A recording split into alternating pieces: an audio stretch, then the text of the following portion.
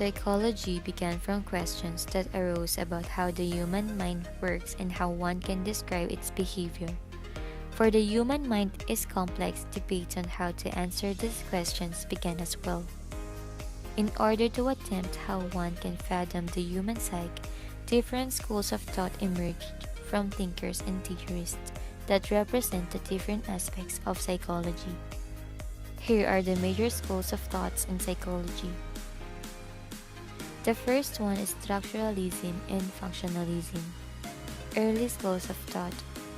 Structuralism is a theory of consciousness that was developed by Wilhelm Wundt and his trainee, Edward Bradford Titchener. Structuralism is the process of breaking down complex mental aspects into its most basic cores.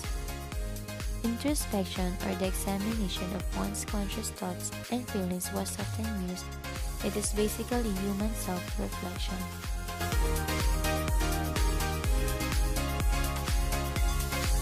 The behaviorist school of thought. This school of thought was based on the works of John B. Watson, Ivan Pavlov, and B.F. Skinner. It states that the behaviors are caused by environmental factors. This includes stimulus-response behavior. Psychoanalytic school of thought. Psychoanalysis was founded by Sigmund Freud.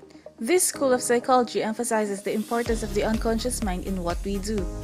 Freud believed that the human mind was composed of three elements: the id, the ego, and the superego. The id consists of primal urges, while the ego is the component of personality charged with dealing with reality.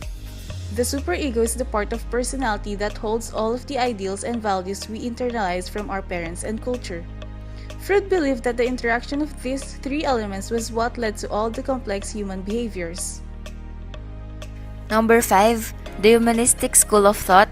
Humanistic psychology is centered on helping people live happier and more fulfilling lives. Humanist thinkers, for example, would say, exercising is good for you. It helps produce happy hormones that overall give you the feeling of satisfaction. Number 6. The Cognitive School of Psychology derived its name from the Latin cognoscere, referring to knowing and information. Thus, cognitive psychology is an information processing psychology derived in part from earlier traditions of the investigation of thought and problem solving.